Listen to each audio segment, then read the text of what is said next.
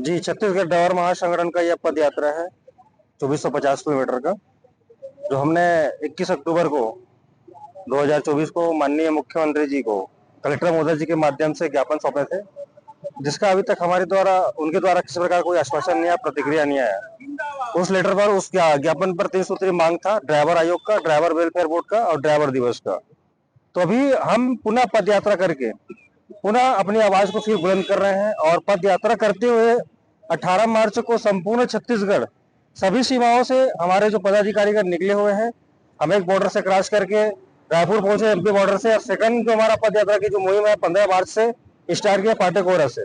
आज हम राजनांदगांव पहुंचे, 18 तारीख को हम रायपुर पूरा पहुंचेंगे और संपूर्ण छत्तीसगढ़ के सीमाओं से संपूर्ण ड्राइवर समाज 18 मार्च को रायपुर पहुंचकर 19 मार्च को सवेरे माननीय मुख्यमंत्री जी को पैदल मार्च करते हुए उनके निवास पर जाकर पुनः ज्ञापन सौंपेंगे। अगर इसके पश्चात भी अगर किसी प्रकार कोई आश्वासन या प्रतिक्रिया नहीं आती है तो हमको मजबूरन स्टीयरिंग छोड़ अभियान का आगाज करना होगा। तुम नाम जी, छत्तीसगढ़ ड्राइवर महासंगठन से मैं प्रदेश अध्यक्ष प्रीतम सिंह, रायपुर से।